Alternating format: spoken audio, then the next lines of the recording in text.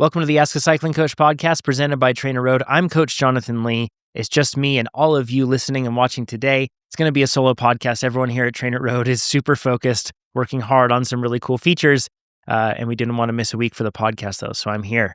I'm stoked to be with all of you. You can drop your questions that you want answered down into the YouTube comments on this video. If you're listening on Spotify or on iTunes or anything else, you can rate that podcast and share it. We'd appreciate it. This is where we answer the questions that you've submitted. And we have a handful of them to go through today. It's going to be a shorter episode than normal, but let's just jump straight into it. First from Brandon, he says, "Hey TrainerRoad crew, I've been using TrainerRoad for about 2 years and absolutely love training. I weigh 100 pounds or 45.3 kilograms with an FTP of 250. I love learning all about nutrition and training. I recently had the privilege to do a sweat test at the University of Arkansas. The test was completed in a chamber set to 80 degrees Fahrenheit or 26.7 degrees Celsius at 50% humidity, ridden at 180 watts for an hour.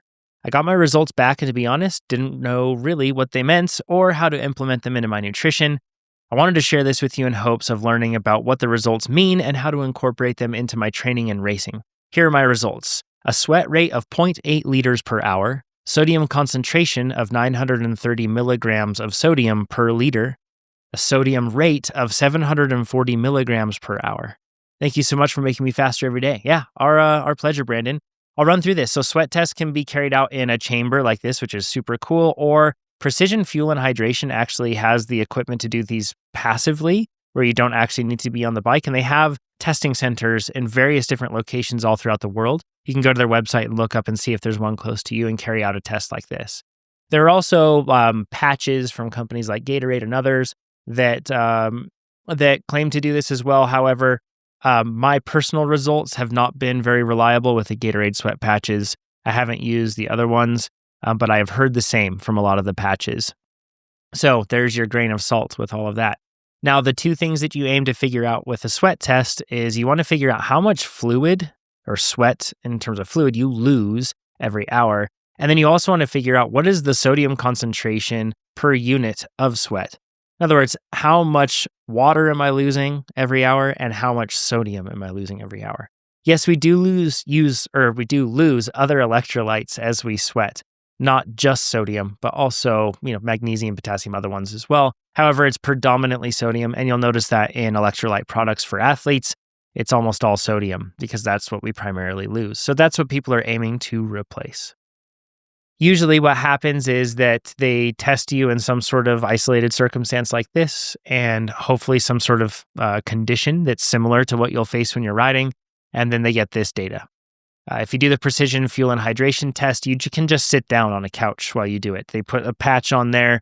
I believe it has some form of like capsaicin or something that causes your body to actually sweat, and then it's able to figure things out from there. Now, interestingly, as you train more in the heat and get more used to that, many times your sweat rate increases, or perhaps you just start sweating earlier on in a ride. But the sodium concentration doesn't often change that much, or at least that's what we were told from Andy Blow from Precision Fuel and Hydration, which is quite interesting. So right now with this snapshot in time, what your test tells you is that in an hour of riding, you lose 0.8 liters or 800 milliliters of sweat, of actual liquid. Within that liquid, you are losing 740 milligrams of sodium per hour. So that should inform you in terms of what size bottles to carry, how high to fill those bottles up, and then also what level of sodium to put within them. If I'm looking at this and just doing a straight across, this is what you should do, a prescription. You should have bottles that are going to be somewhere around either liter bottles filled up close to somewhere around 800 milliliters. So, you're just getting 20% off from the top. Or 750 milliliter bottles could work if you are doing something that's like a shorter race that's just an hour or so long. You can finish a bit dehydrated and it might not, I shouldn't say even dehydrated. You probably aren't going to get to the point of dehydration. But it's probably not going to hurt your performance if it's just an hour long. Now, that's an important thing to note. If it's a longer event, you do want to be replacing as you go. If it's a shorter event, you probably don't have to be so strict with replacing exactly the amount of fluid that you lose every hour on the hour. Because you can, again, it's just going to be over in an hour and you'll probably be okay. That said, make sure that you're taking in water, electrolytes, and carbohydrates, which is a separate matter entirely. So within that 750 milliliters or 800 milliliters, forgive me, of fluid that you lose in an hour, you want to have that mixed at a concentration of 740 milligrams of sodium within that 800 milliliters. So I'd recommend getting a liter bottle and filling up 20%, or getting 750 milliliter bottles. Those are kind of there's the short ones that we see Pro Tour, World Tour cyclists use all the time. Those are 500 milliliters. The in-between is 750, and then liter bottles are really big and usually a lot harder to find. Now, if you're doing an insulated bottle, oftentimes an insulated medium-sized bottle only carries 500 milliliters, and an insulated liter bottle oftentimes only carries somewhere around 750 or 800 milliliters. So keep that in mind, but that's what you do with the sweat test data. Now, remember, as you train, as you start to sweat more, you might actually lose more sweat per hour. With that in mind, you'll just want to make sure that you are mixing your drink. Let's say that you do jump up all the way to losing a liter an hour. If you notice that your sweat rate is increasing, you're losing a lot more sweat, then you want to make sure that you're putting in, according to this test, 930 milligrams per liter of fluid. Hopefully that helps and gives you a good kind of path on how to manage all that sweat. Okay, next question from Russ. I've been a longtime TrainerRoad member since the early days of the organization. Thanks for all you do to keep pushing the platform. Thanks for being with us the whole time, Russ. You can sign up at TrainerRoad.com. I recently had a brief consultation with an online coach who suggested that I disable erg mode while using TrainerRoad or doing a TrainerRoad workout in Zwift. He reasoned that the power smoothing effect of erg mode, while effective at maintaining the target power, is not entirely realistic for training muscles for outdoor riding, given the numerous micro adjustments required to stay near a target power. He did caveat that there are some workouts where erg mode is fine, but overall, he suggested turning erg mode off.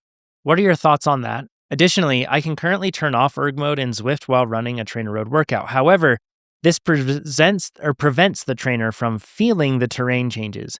It ends up being just a smooth power in whatever gear I'm in. What would be the best setup to run a non-erg mode TrainerRoad workout while in the Zwift environment, which simulates the terrain that trains the micro power adjustments needed, just like outdoor riding? Thanks, TrainerRoad, from Russ. Okay, so let's break this one down. First of all, I think it's really important to understand the fact that if you are doing a workout in erg mode or outside of the erg mode and you finish with the same average power, you still did the power, and that's the main goal that you're trying to get. Now, there is different sensation that comes about depending on the different model of trainer you have. Not all erg mode feels the same, depending on the model of the trainer. And also not all apps feel the same. So in TrainerRoad, you have two modes. You have erg mode and resistance mode. Erg mode just will hold you to your power target. As your cadence drops, it will increase the resistance. As your cadence increases, it will decrease the resistance, constantly running that balance between the speed at which your legs are moving and the force they are producing in order to land at that power target. Now, when you switch into resistance mode, away from erg mode, that just means that you shift and adjust your cadence manually to hit your power targets. In Zwift, things are a bit different. Zwift has erg mode, of course, and then it also has incline mode. Incline mode is very similar to what you find, or similar but different to what you find in TrainerRoad when you're in resistance mode. Incline mode just sets the trainer at a set resistance level, and you shift and adjust your cadence in order to change your power output and speed in the game. Now, the complication here is that when you go into erg mode in Zwift normally, what it does is that your trainer matches the pitch that you're following on the road. When you are in a workout, this completely changes. Erg mode in Zwift only holds you to your power targets, just like TrainerRoad. It disregards the terrain entirely. So you could be doing a VO2 interval downhill or uphill, and it will all feel the same.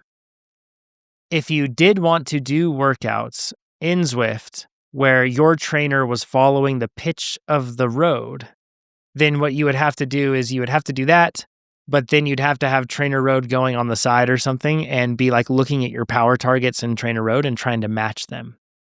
Now, that's how you could do either of these. My biggest takeaway from this is that it really doesn't matter as much as some people say. It does come down to personal preference. However, if you are only used to perfectly glassy smooth, then yeah, it probably will feel a bit jarring if you get outside and you have crosswinds and buffeting wind and different road surfaces and everything else. It will feel a bit different.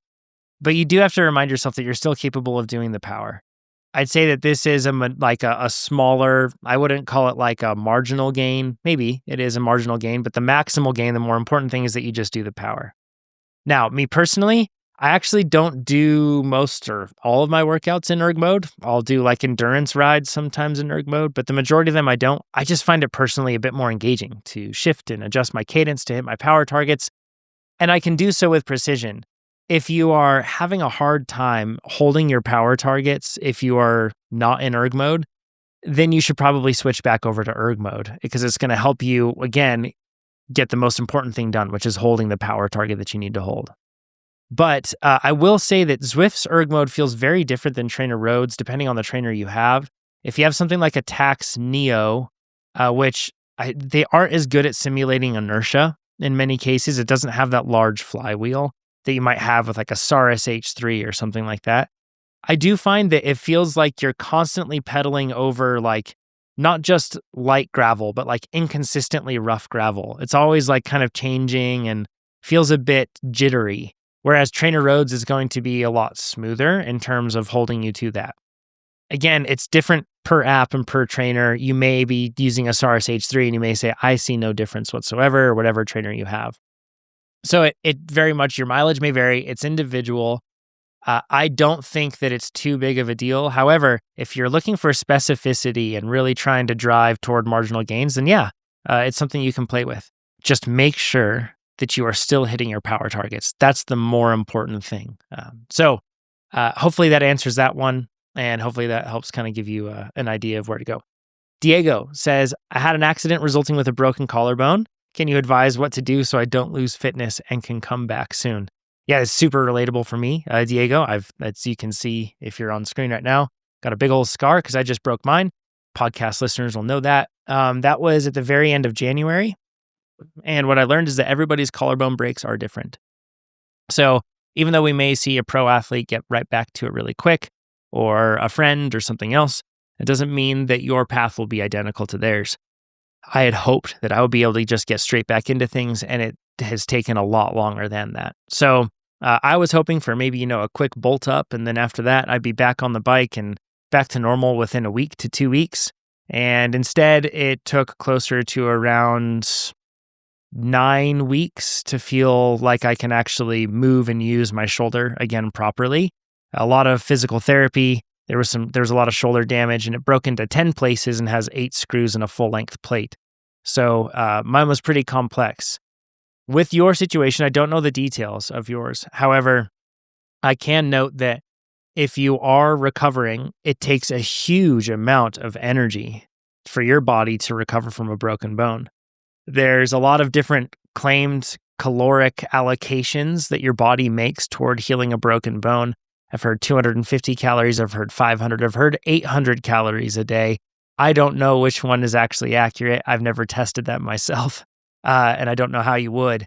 But with that in mind, you do have to kind of treat this as like a workout that your body is doing every day. So if you try to add on the normal amount of training stress, you can expect that you're either going to compromise the bone healing, compromise your performance on the bike, or compromise everything else in your life because you'll just be a little bit worn down. So it's really important to fuel and to make sure that you're just stepping into things very gradually. What it looked like for me was 2 weeks after I broke my collarbone, I was able to get on the trainer. I think a week and a half, I was able to get on the trainer. This was 3 days post-op. And I was able to spin for like 10 minutes. And honestly, that was all I could handle at that point. My heart rate was getting way up there and I just did not feel good. And I was still like, it was very painful. I couldn't support myself on the handlebars. I did one ride the next week, or 2 rides the next week. The following week, I did 3 rides, and they were all like 15 minutes, I think, like really short. And then I got to the point where I was able to do a 30-minute ride and then a 45-minute ride in week 3, and then week 4 was an hour ride. I didn't actually do anything truthfully hard or like a structured workout until 6 weeks after. And all I did was a tempo workout at first, and that was enough, honestly. It was pretty painful, and I got to the point there where I could kind of support myself on the bars. So I know this really contrasts with like a lot of what you might hear of sometimes when somebody breaks a collarbone and they just get straight back to it. But again, everybody's injury is different, and it's not just purely templated. And depending on how the surgery goes and how everything you do with the recovery, it'll just progress at a different rate. I think the most important thing you can do is to not worry about losing this, because you say, what can you advise what to do so I don't lose fitness and can come back soon? Diego, you will lose fitness, and that's okay. Like, the more important thing is that you heal, not that you retain fitness. You have to step back and be okay with that. Instead, what you should be focusing on is taking all the energy that you would have put into training and put that into sleep, rest, some sort of like restful activities, and then also nutrition. And you have to really, really focus on that. So take all the energy you would put in training and put that over there. On the nutrition side, supplements that I made sure that I was taking. These are by no means some sort of like direct playbook here that you should follow. I made sure that I was taking an adequate protein, and I was really on the high side. I was taking 2 to 2.2 grams per kilogram. I had a lot of soft tissue damage, and I wanted to make sure that I was giving my body all the protein that it needed. That's 2.2 grams per kilogram of body weight. 1.8 to 2.2 is typically the high end of what a recommendation would be. Then I was making sure I was taking in vitamin D. I was taking in like a calcium bone growth sort of supplement. I was taking collagen, fish oil, and then also like probiotics and everything else, because many times in these sort of like injuries, when that happens and it's a lot of strain on the body, gut health can suffer. It's easy to even get sick, that sort of thing. So I was making sure that I was taking a probiotic. I take one from Now. Now Nutrition is the company, and it's a really solid option. So I was making sure I was taking that in, making sure I was staying hydrated, doing like the basic things, and then just making sure I got as much color as I could and as much variety, primarily whole grains and plants and vegetables, and, with obviously animal protein for me. I'm not a vegan or anything else. Animal protein is like one of the main staples of what I was eating. So if you do that, your path is going to unfold differently than somebody else's. But you just have to refocus your energy from how can I not lose fitness to how can I give my body everything that it needs to recover? Because that's much more important. And in the long run, that's actually how to make sure that you don't lose as much fitness. If you try to train through it and do too much, your adaptations and your recovery curve and your improvement curve is going to be blunted, and it's not going to be as steep in the long term. Hope that helps, Diego. Okay, Alex's question. And this one actually has to do with Zwift racing. And before we get into Alex's question, I'm going to mention the fact that this Friday and every Friday at 10 a.m. Pacific or 5 p.m. UTC, we have the TrainerRoad Throwdown series. It's a race that uses the Zwift racing score instead of the traditional categories that are just based off of watt kg. Zwift racing score looks for like, it scores you and it ranks it off of like recent power efforts, and it looks at a lot of different factors rather than just watt kg. So that way, hopefully it kicks out some of the weight dopers. And it makes it a little bit tougher for them to be able to just jump in and smash everybody in the C category. It's a ton of fun. The courses change every week. This week is going to be a lap on Big Flat 8. So that's going to be one lap. It's going to be a flat road race. The week prior, we had a volcano circuit counterclockwise. So that's going to be, a more climby, rolly circuit that you have. And then it might be a punchy crit or a flat crit the following week. It changes every week. We have all the courses laid out. And once we get into the fall, I would start racing these things so you can get some experience now. Because once you get into the fall, we're going to have some really cool prizes and some fun stuff for this whole series and fun themes for every month, all the way through into the winter and into the spring. So go get yourself familiarized with it now, the TrainerRoad Throwdown series. The link to that race for this week is going to be down below. And then I'll also have a link to the TrainerRoad Club on Zwift. You can go and join that, and then that way you can see those events when they pop up all the time and have a really easy way to RSVP. The events are open to everybody, not just TrainerRoad Zwift Club members. So share them with your friends and come join us. Alex actually did one of those. Alex mentions, I just had my second major surgery in 8 months. I find it too risky to ride outside now. So I've signed up for Zwift for the first time now that it's integrated with TrainerRoad, and it's phenomenal. I just did the TrainerRoad Throwdown ride, and I didn't finish particularly well. But looking at the results, I have the highest watts per kilogram of the group. Oh, I totally get this, Alex. This is a frustration for sure.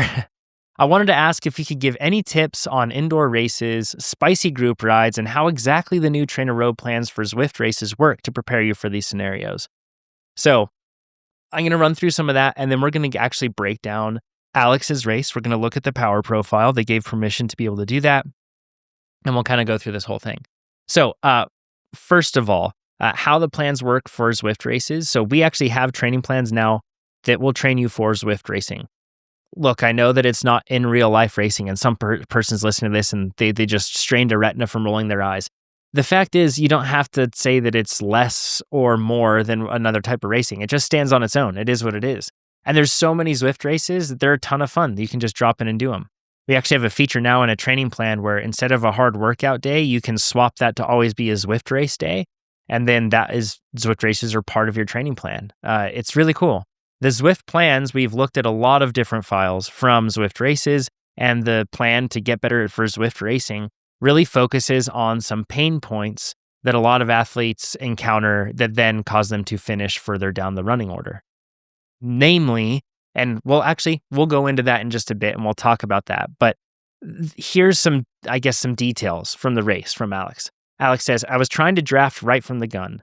I used Sauce for Zwift to monitor. So Sauce for Zwift is an add-on that you can add or that you can run in parallel with Zwift on a computer. And it taps into the data feed of Zwift, and it can show you a lot of different things. Some race organizers ban this. I'm curious what everybody thinks. Should we ban it in the TrainerRoad Throwdown series, or should we have Sauce for Zwift allowed? What it does is it shows you a lot of different things, some helpful things. Number one, it can show you where everybody is in relation to you in the race with specific time splits, and it even will show when they're like going ahead or dropping back visually. It's quite helpful to be able to see where you're at and know the time gaps.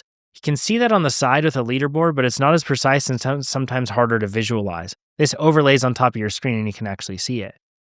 And then maybe the biggest one that's really helpful is that you can actually visualize how many watts you're saving due to drafting. And that is a very helpful thing to be able to have in place because it really kind of makes it so that you can dwell in the right spot and make sure that you don't do too much work if you don't need to.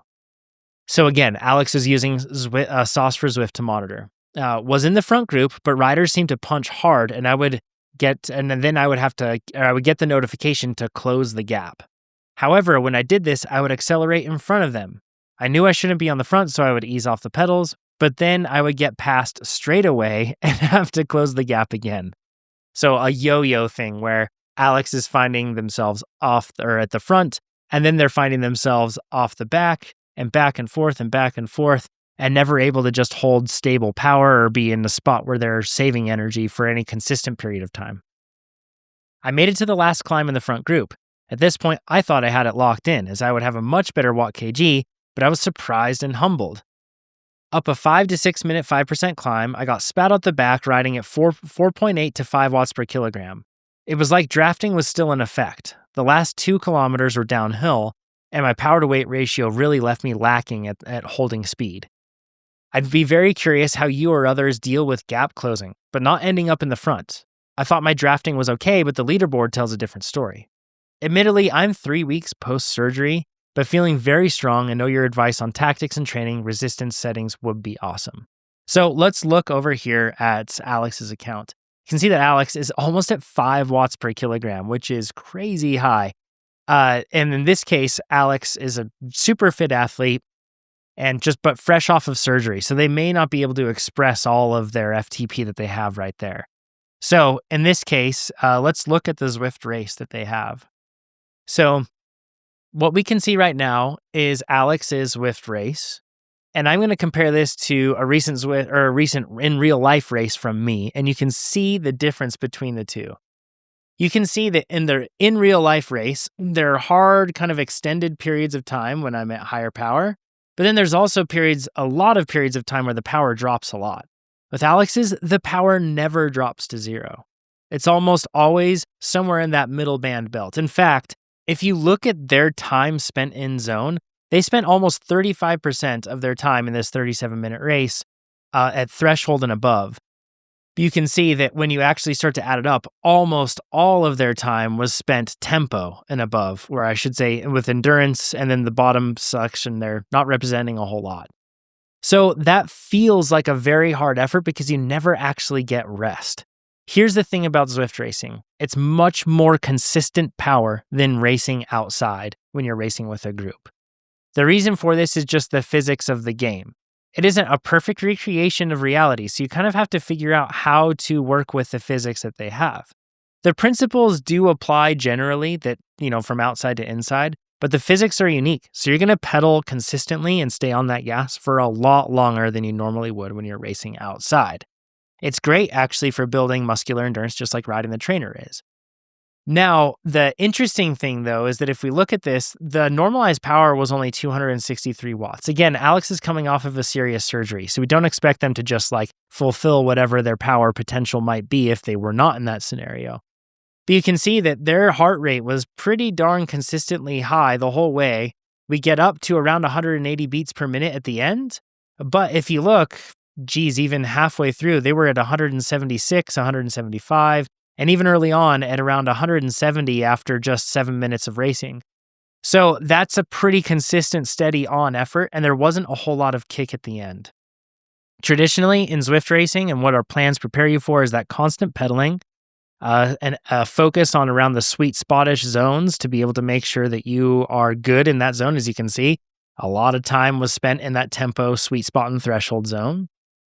But then we also really focus in on that 5-minute power and the ability to be able to put out that power after you're depleted. So you'll notice that a lot of workouts will have you doing hard efforts, but it'll be having you doing those hard efforts, like quite a lot of them, or hard efforts at the end or the beginning of an effort to be able to drag out and help you with that anaerobic work contribution. So really, Alex wasn't able to surge a whole lot at the end. You can see that their power wasn't particularly high relative to the rest. So that means that they were really tired coming into this. Typically in a Zwift race, you'll see that in the final minute, really final 2 minutes of a race, the power is just absolutely through the roof. They may have a few surges, but then typically it's just absolutely through the roof. And the reason that Alex couldn't respond is because they weren't being efficient in the field.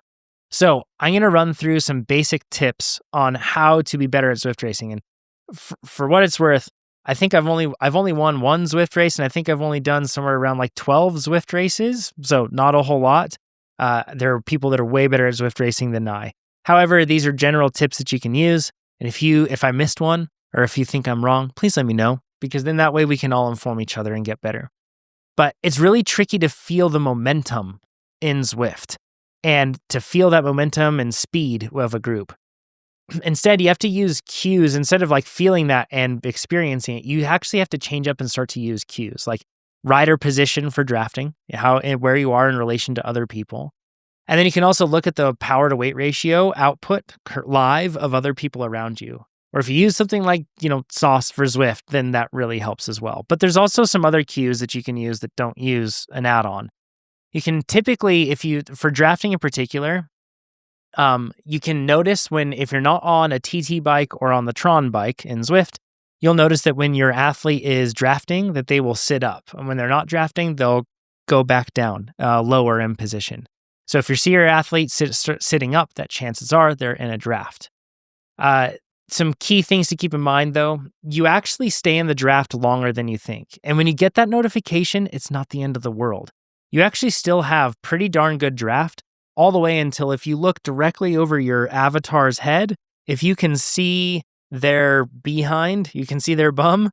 If you can see any of their legs, you're losing draft and you need to get a bit further forward. But actually a good spot to be is where your helmet is just right around where their bum is, the rider in front of you. And if you're in that distance from the group or the rider in front of you, you're still holding on to a lot of draft. And then that way, if they ease up, it allows you to ease up sooner, and then that way not fly to the front of the group like you're experiencing constantly. Don't be afraid to coast. Know that if you coast for any significant period of time, like if you're going to coast for 5 seconds or something, you're going to have to restart and rebuild a lot of momentum, and that's not really what real life feels like completely, but you'll just have to kind of figure that part out. But if you hang back just a touch, it allows you to sag the group a bit, and then that way you don't just fly past everybody. Makes it a little bit easier. Don't think that you need to sit all within the group in order to get the best draft, you still get a lot of draft when you're just behind them. There's also a concept called sticky draft, which is where your avatar will just automatically stick to a rider in front of them. And sometimes this can be helpful, but then if you are trying to move through a group, you actually have to put out more power to get past that rider. Whereas if it's a larger group of athletes, you may not stick directly to one, and then that way you can just move through the group a little bit easier. So some positioning things. You don't have to worry as much about being at the front of a group if it's smaller. In real life, you kind of want to be in that front third all the time. If it is a big group, the same rule of front third of the group, the front third riders, you want to be within that position if it's a bigger group, so then that way you don't miss any moves. But your goal should never be to move to the front, and always keep in mind that you can kind of allow yourself to go back, again, all the way to that position where your head is kind of in line with their bum or lower back in order to maintain that draft.